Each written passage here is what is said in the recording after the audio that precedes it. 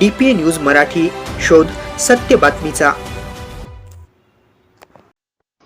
विश्व हिंदू परिषदेचा जाहीर निषेध, तीव्र आंदोलनाचा इशारा। शहरातील देवी रोड येथील श्री अष्टविनायक गणपती मंदिराच्या परिसरात लावलेले भगवे झेंडे व लाकडी बॅरिकेड जबरदस्तीने काढून फेकल्याच्या घटनेने संपूर्ण हिंदू समाजात तीव्र संतापाची लाट उसळली आहे। या घटनेचा विश्व हिंदू परिषद व बजरंग दलाच्या वतीने जाहीर निषेध करण्यात आला असून दोषींवर तात्काळ कार्यवाही न झाल्यास तीव्र आंदोलन छेडण्याचा इशारा देण्यात आला आहे। या संदर्भात विश्व हिंदू परिषद व बजरंग दलाच्या पदाधिकाऱ्यांनी मंठा पोलीस निरीक्षक मनोज कुमार राठोड यांना निवेदन सादर केले आहे। निवेदनात नमूद करण्यात आले आहे की देवी रोड येथील श्री अष्टविनायक गणपती मंदिर हे अनेक वर्षांपासून अस्तित्वात असून धर्मदाय कार्यालयात विधिवत नोंदणीकृत आहे।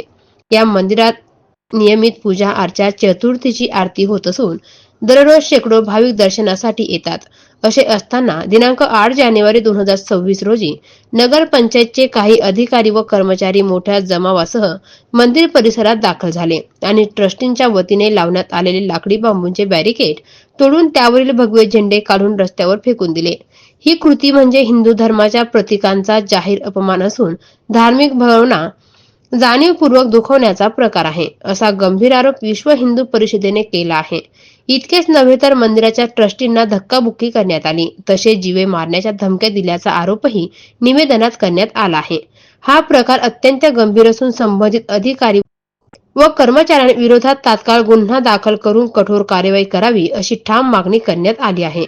या निवेदनावर दिगंबर मुळे, राधाकिशन बोराडे, लक्ष्मण बोराडे, संजय गायकवाड, आसाराम काकडे, सीताराम चव्हाण, दीपक गायकवाड, दिनेश चिंचणे, तानाजी शेंडगे, संतोष तिवारी, सोपान शेंडगे, कल्याण वायाळ, मोहन चव्हाण, अशोक खरात आदी विश्व हिंदू परिषद व बजरंग दलाच्या पदाधिकाऱ्यांच्या सह्या आहेत।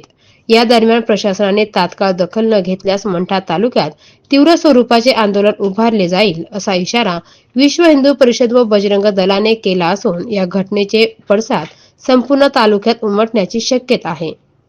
ताज्या घडामोडी व अपडेट जाणून घेण्यासाठी आताच DPA न्यूज चॅनलला सबस्क्राइब करा आणि बेल आयकॉन क्लिक करायला विसरू नका।